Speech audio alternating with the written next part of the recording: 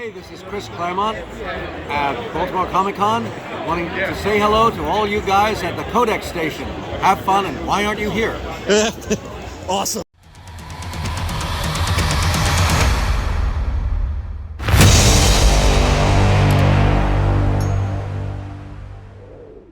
What's up, everyone at CODEX? It's Dan and Sal here. We're here at Baltimore Comic Con. Get ready to go have a fantastic day. We're going to go buy some books. We're going to talk to some creators. We're just going to Get some signatures, check out some slabs. we're going to see what we can see, and we're going to document the whole thing for you. So just kick back, relax, and Enjoy. check out what our great city of Baltimore has to offer. Here we are, hitting the floor.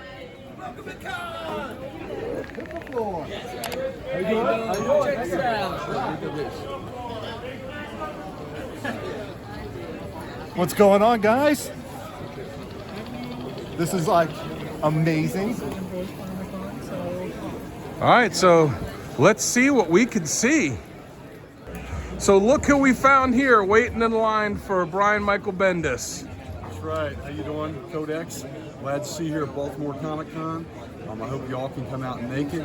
If you can't make it this year, make plans for next year, September 20th, 21st, 22nd. It'll be the 25th anniversary of the Baltimore Comic Con.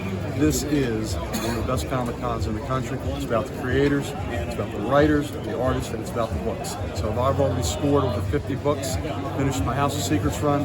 Good show already, and it's just Saturday. All right, let's we're gonna check back in through the day and see what other awesome stuff we can come up with. All right, brother. Another ticket in. Stay right there.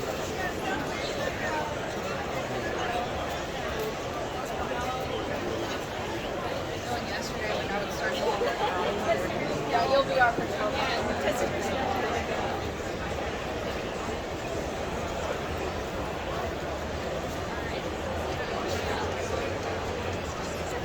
Nice. This is a good setup here.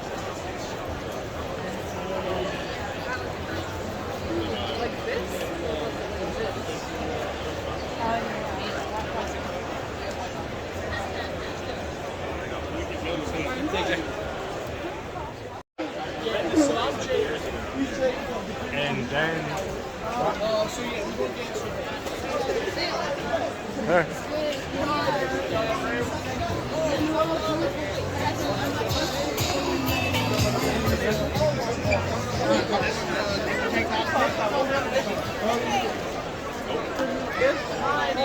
Winner, chicken dinner. There we go. You're gonna go dollar bin diving? Nah, it's heavy. Queue of you, so we could Oh, here we go. My comic shop. One of my favorite places to shop. Get something signed.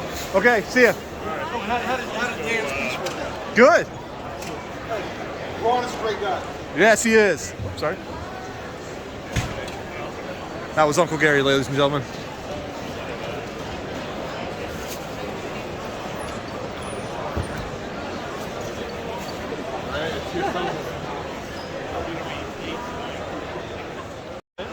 So, back overall, have you been I think so. you walking around the place entirely?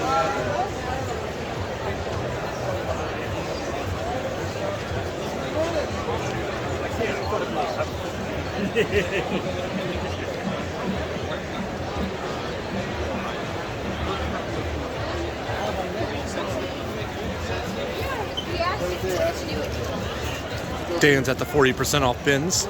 Huh?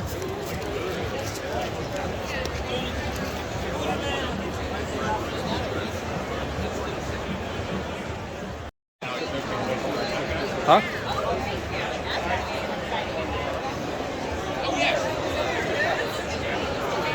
Which one? You like this one? It's not that far. Nice. Stop right up. Hey, so here with the Overstreet booth here at Comic Con. So introduce yourself. Tell us what you got going on. I'm Sean. I work with Overstreet Access, which is a division, which is basically a digitized version of the Overstreet Price Guide. We built a full encyclopedia of comp knowledge, and we offer digital Overstreet prices and collection management system. And basically augmenting the guide, and so it's online now. Awesome. I think like a lot of us, I grew up looking with the big thick Overstreet guides. Yep. And we'll still have those, but now we've got an online version. It's all mobile friendly. We've got an app too, but now you can look up your guide values while you're in the shop going through long boxes. Awesome. Yeah. All right. Well, thank you. Yeah. No Have problem. a good day. Have a great con. Thanks. You too. Hey guys, it's Sal the Slab Guy. I'm here with our buddies from Comic Logic. What's up, What's everybody? going on? Tell us what's going on today, right? Hey, this is day 2 of Baltimore Comic Con here at the Baltimore Convention Center. We're here at booth 501. We're very excited to be here with Comic Logic. We're very excited to be here with all the wonderful creators and other comic vendors here this weekend. This is the one you want to come to if you're a comic fan. You like comics, you like buying comics, you like talking to creators, artists, writers. This is the one you need to come to. You know, those other ones are fine, but they're so media guest focused. This is about the comics, and that's why this is one of my favorite ones of the year. Yes, definitely. So, what's been your biggest sale today? So, listen, we got a Single whole bunch sale. of modern books that we're selling for $1 to $2 each, depending on the price. You can get a short box for $85. We got short boxes for you. We got a couple slabs, variants, things with price, boxes and boxes and boxes of stuff that we've been going through. That's right, slab sale. That's right. So just a whole bunch of stuff we've been going through, and pricing, sets, variants, you name it. And listen, if you're nice enough to me, I'll probably give you a deal, knock a few bucks off. I like it. You're the man. Thanks. You're the man. I try to. Thank you very much, man. Thanks. Thanks. You guys have a good one. All right, you too. So here we are with Ron Mars, former interviewee of CODEX Station, now once again interviewee of CODEX Station. So I've been digging the stuff, the Silver Surfer rebirth, the Warlock rebirth. After those are finished, is there going to be another fill-in-the-blank rebirth? There is. We just put out issue 1 of the next Silver Surfer rebirth. Oh, we did it. Oh, okay. So that came out Wednesday. That'll be another 5 issue, kind of a sequel to both books, really. But it picks up right when Warlock Rebirth 5 ends. So Awesome. Yeah, I didn't make it to the shop this week, so I'll have to pick that up. should be there waiting for you. Yeah. What else? Do you have anything else coming up? I've got some stuff coming up that I can't mention yet. Top secret. I'm still working for Blizzard on the Diablo video game franchise. Awesome. The Diablo video game? Nice. I'm playing the Diablo one right now. Oh, cool. Yeah. Yeah, I worked on Diablo 4 that just came out in June. Right. So Yep. and we're doing the extended content for all that stuff. Awesome. That's thank great. you for taking a minute to talk No with us. problem, Hope you're having a good con. Yeah, my pleasure. Good And to see you again.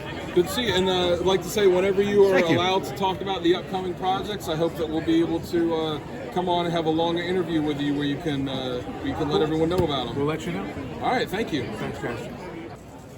Awesome. So we got John Bogdanida signing my book here and doing a remark. Oop. Lost the pen lid. That's okay. falling apart. Nice. What's Draw me a steal, right? Yeah. Awesome. what's the craziest or weirdest commission you've had someone request of you? Wow. That's a good one. That's a good one. A naked lady and a snake. Naked lady and a snake. Interesting. All right. 15 back, 25.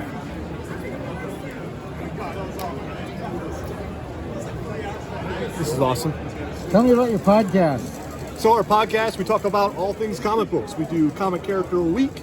We do just random after darks, which is our weekly pools. We have a podcast, which is the flagship, show for the station, and we also do interviews or on the spot interviews, which is sort of similar to what we're doing right now. Yeah, I get that. Yeah, we're filming a bunch of stuff at the con here to put together for a video, and wanted to really make sure we talk to a couple creators that we like. Yeah. Wow, that's looking great. That is awesome. Nice. I love the rivets too. The rivets in there.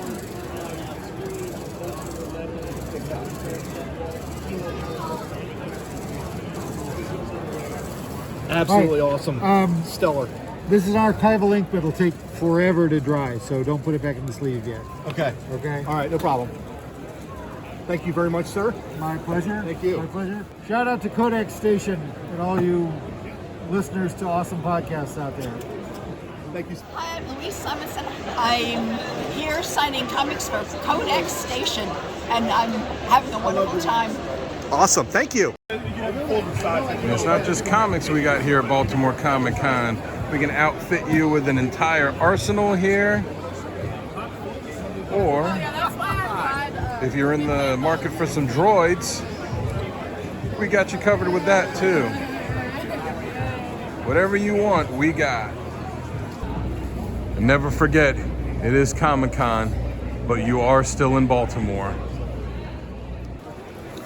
So I gotta say, these are pretty awesome suits here. How long did it take you to make those proton packs? Been an evolution over about 2-3 years. Wow. Constantly making changes, upgrades, try to make it more screen accurate, a lot more functionality to them. All right, let me get a... Oh, that's awesome, and it even has the sound too. Well, not only do they have the sound, but we've actually incorporated Bluetooth to them so we can actually stream our own soundtracks and whatnot straight through the pack. Nice. Oh, that's fantastic. Where can people check you out on Instagram? Right there. All right, so that's 4-Star Fox on Instagram. Check him out for some awesome Ghostbusters cosplay and more.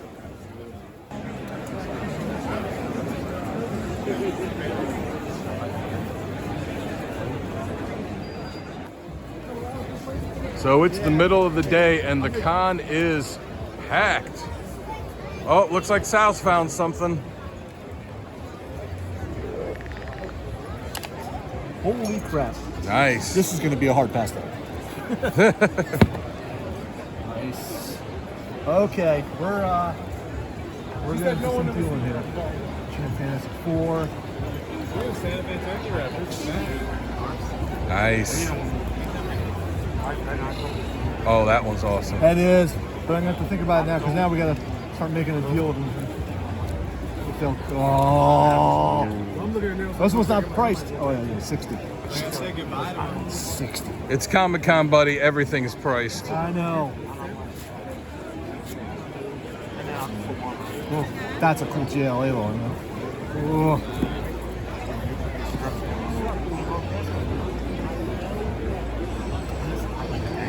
I like this GLA better. What do you think of that? I got that. Oh, and you know, there seems to be a box of a bunch of slabs right beside you. Many boxes. I know. Full of slabs. To go along with a wall full of books. Oh, that's nice. That's awesome. Hey, so we're here with another fantastic comic artist, Ron Garney, that I've been a huge fan of for a while.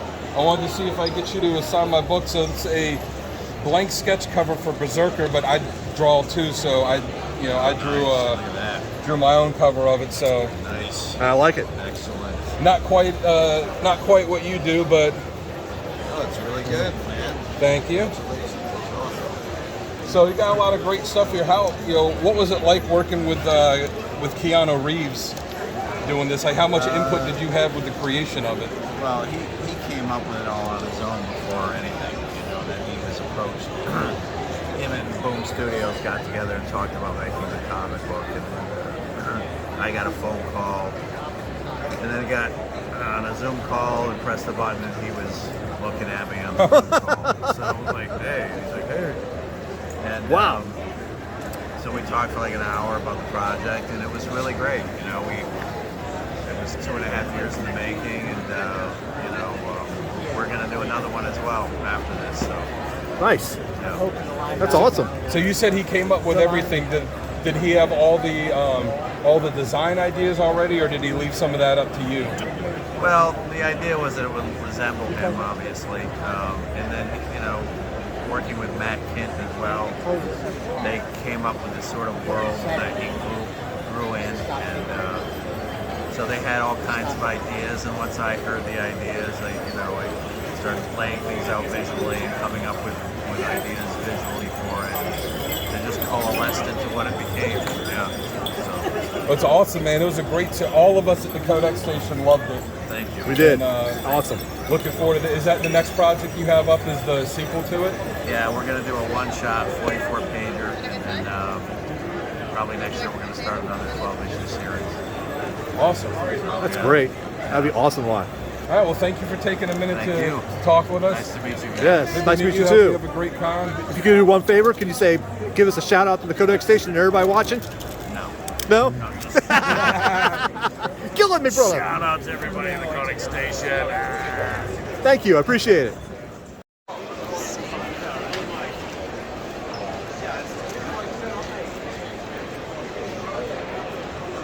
Oh, sorry. Oh. Look who it is, ladies and gentlemen. Welcome, Gary. Finding books? Oh yeah, we're finding some good books. Spending money? Yes. Spending cash? I can spend some more cash if you give it to me. Okay. Like 240 bucks. 340? 240. How many hundreds is that? That's like 4. Is that how many hundreds? That's like 400s. That's more than that. That's more than that.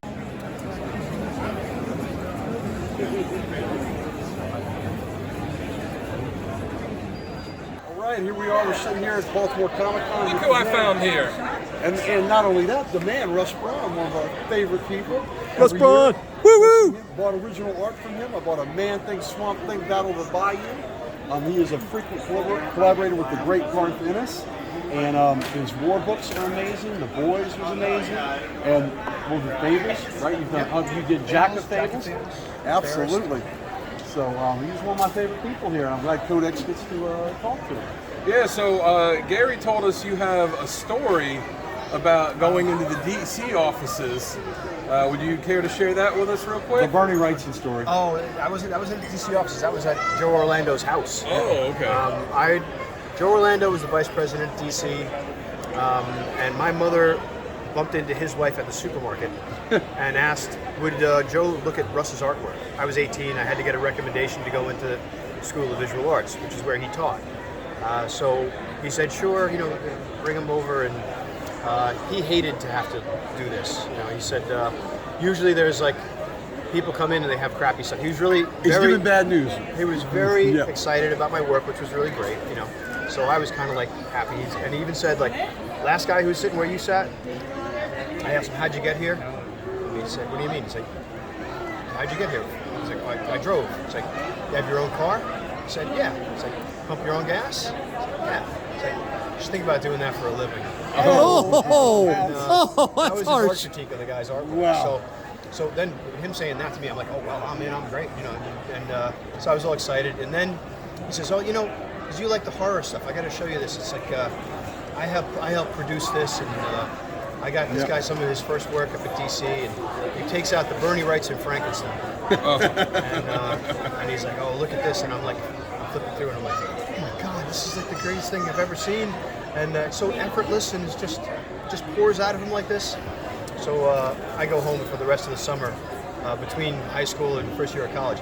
I tried to draw like Bernie Wrightson, just like out of my head. Like I didn't even have something. Just like everybody had big puffy flowing shirts and stuff, and it was just like I almost destroyed my own style trying to be Bernie. But it's just amazing to see that kind of stuff and to know where it came from. Joe Orlando was the guy who put Swamp Thing together. And Joe Orlando brought the horror books back into the main, because the Comics Code had relaxed their standards a little bit, and so you could do more with horror. And he claims, now, Neil Adams claimed that Joe came to him and said, how can we get away with doing this, to do horror again, because the code, and Neil's story is, he told Joe, what we do is we make things that are scary for kids. And a lot of times you'll see in the horror books where kids are witnessing something, and they do that. So, I don't know if that's Neil embellishing, but it's a cool story. No, it sounds true. But they did, and the DC Bronze Age horror books were the gold standard of that era. Oh, yeah. And Joe Orlando was the architect of that. Because he came from the DC Comics background, Mad Magazine background. He sure did. And he was my mentor and the guy who got me in having my first work up in comics. So. And the fact that he gave the unvarnished truth to people like that, and the fact that he liked your work, and I just thought it was a great story where you were feeling yourself, you're feeling yourself, and then he brings that out, and you're like, oh my God! But it's a great story, though. When you look at other people's work too, and you're inspired by it, all these different guys I grew up reading their stuff, and But you look at it and you see it fully finished, and you think, oh my God, it's effortless for them. And you don't know how hard they worked on it. But Bernie Wrightson spent years on those, and laboring over every stroke. So it's kind of like the fact that I somehow couldn't pick it up in a summer. Well, your young mind didn't come. Probably shouldn't worry about that. But and again, be yourself. Don't try to be somebody else. Be influenced. You know, different artists. Like there are things I was saying to somebody. The way I draw ears. Sorry. From my friend had a poster of Will Eisner drawing of Spirit, and he had these like this scoop and like these lines to draw the ear, and I was like the inside of the ear. Like I draw every ear like that now. It's just like how you pick up something along the way. So. Well, and, you've had a hell of a career. Lopez, you've had a hell of a career, that's for sure. So what you picked up and what you didn't think you had back then, you sure have. You've persevered, and I guess you were getting ready to say Garcia Lopez was an influence. Yeah, big influence on like working with him and the way he inked the stuff I did on the Batman stuff way back. The Venom story where Batman takes Venom. This man loves Venom. But, not Venom from Spider-Man. I know. I was giving him a hard time. Not that I know. loser. No, Yeah. I only got a couple of his issues. The Bane right. drug, I know. So I'm Bane's daddy. Yeah. So, there you go.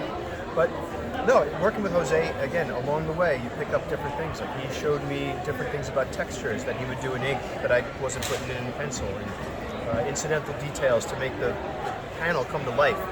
You can do like perfect perspective, but it looks like construction in a shoebox. It doesn't look like a room unless you have details that are in there and something off kilter. You know, don't do every chair in a perfect line in perspective. Right. Tilt one, you know, especially if it's a purpose for the story. It means one person got out of that chair, or that people have actually been in this room, not just like, oh yeah, perfect perspective. Right. What does it say? You know, so almost like a staged room. Yeah. It's all just it's storytelling. It's bring the storytelling into the details, and have something in the background that relates to what's going on, and something for later. You know, as we always say, foreshadow stuff that's going to happen. When a character's not talking, he's still in the frame. What is he doing? He's not just frozen back there. You didn't turn him off. He's got a line to say in the next panel. So have him gearing up to say that, or whatever he's supposed to do. Well, that's exactly right, because when I would do stage productions, if you're in the background, you have to be doing something. You're not just static and still life. You have to be doing some kind of business to keep the tableau going. Switch and turn them off until I'm back for my line. Exactly. So it's the same thing in comics. If you're not thinking that way, and a lot of artists don't do the storytelling. They don't. You know, they do beautiful drawings, but they don't always flow together to tell the story, and it drives me crazy. So. Well, you know, one thing like that, there's so many artists now, they do covers, and that's their, that's your livelihood. But you guys that do the interiors, you have to make the whole book flow, you have to tell the story, and you have to be consistent on how the characters look throughout the whole book. And that's what they'll tell you is the hardest part. I think as a cover artist, telling the story too, it's a different skill. Right. But to tell the story in one image is hard. I've never really been great at it. You know, I don't do a lot of covers. I do the interiors. I like the long-term storytelling. I like being able to flow one thing into the other. And, I'm more impressed with what you storytellers, with what you interior artists do, because the covers are the glam, but you guys are the ones, the nuts and the bolts that move the story along and tell the story. That's the idea, yeah. Absolutely. So. That's why it's a comic book, not a comic cover. That's right. Absolutely. So this is a Swamp Thing that I was working on for somebody. So that's a Swamp Thing fan. So. Oh, absolutely. These you boys have seen it. The Swamp Thing man thing I have in my library that this man has drawn. It is out front and prominent. So that is drawing board for when I'm done with the interview. Absolutely. So we got some people here that are waiting to get some signatures, so we'll wrap it up. So thank you for taking a couple minutes for us. Thank you. Russ, every year Thank you very much. It's lovely. Thank you. Thank you. And if you could do a quick shout out to everybody at the CODEX station. Hey everybody at the CODEX station. Nice to see you. Thank you. Appreciate it. Thank you. So here with Jim Calafiore. Am I saying that right? No? Calafiore. Say it like California, but get angry at the end. Calafiore. All right, well, I know I've been a fan for a long time. Actually, I just finished rereading the Gotham Underground miniseries, which just was fantastic. So, wanted to ask, what would you say is the craziest commission request that you've gotten? The craziest ones are the objectionable ones that I don't do. I don't do nudity.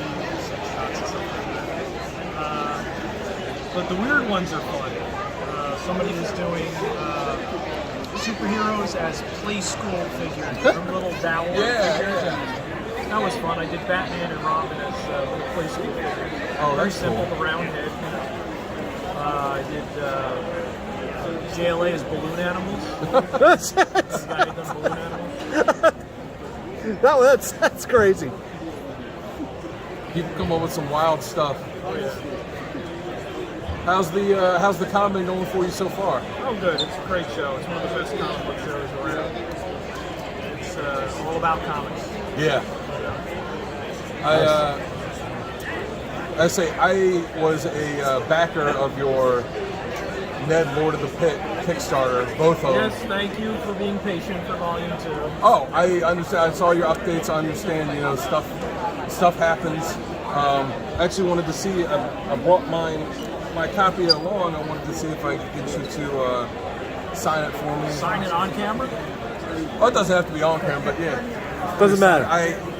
You can ask him. I've been telling people, all the guys on the podcast, that they need to pick it up because it's fantastic, and I'm very excited for the second one. Do you know when that'll end up getting released? About a third of the way through the coloring phase. It's also being lettered by somebody else.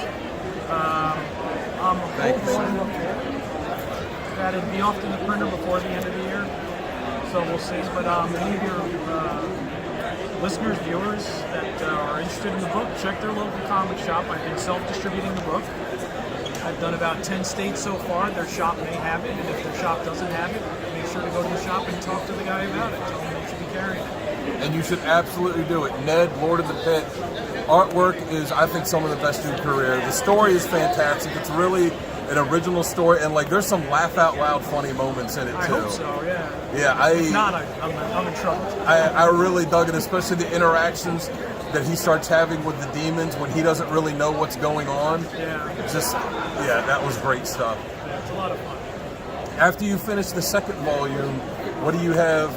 What do you have on deck next? Is it? I'm not sure. I'm trying to figure it out. I mean, while I was doing that, I also did one-shot Batman, and I also did two one-shots for Frank Miller Presents. I did the Greater Good one-shot and Wraith and Son one-shot. So cool things are popping in here and there.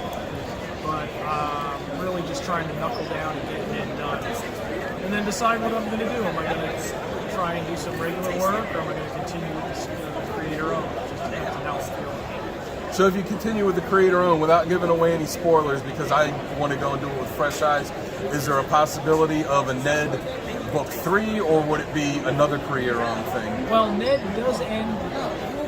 Volume 2 does end with a little epilogue for the next villain. Volumes 1 and 2 complete the first big story arc, and then there's a tease of a possible villain. I just have several other ideas that I'm wondering if maybe I want to stop and do those really quickly. I'd like to get back to Ned too. I'm hoping I haven't alienated all the backers with the delays, so we'll see how it goes. Well, I'd speak as a backer. I'm willing to wait. I saw your updates about it. I understand how, These things happen in life that, or take precedent over other things. But it's definitely a fantastic book. Thank you for taking a couple minutes out of your day to talk with us. Really appreciate it. Good talking to you. Thank you. If you could give a shout out to everybody at the CODEX station. Just say, Hi, hey. everybody at the CODEX station. There you go. Perfect. Thank you. What's up, Codex? Dan and Sal here. We just finished up our day at Baltimore Comic Con and are heading home now. What a day. A fantastic day. Fantastic day. As you can see, we got a lot of signatures. We got a lot of interviews. We just had a fantastic time. We both picked up a lot of good books. Prints. Slabs. Original art that got done. Just all around a fantastic day. We had a lot of fun. Hopefully you had a lot of fun watching this video. You can go back through the After Darks for the one of the pool shows, and you'll be able to see all the books that we got. We'll be showing them off. So until next time, we will catch you later.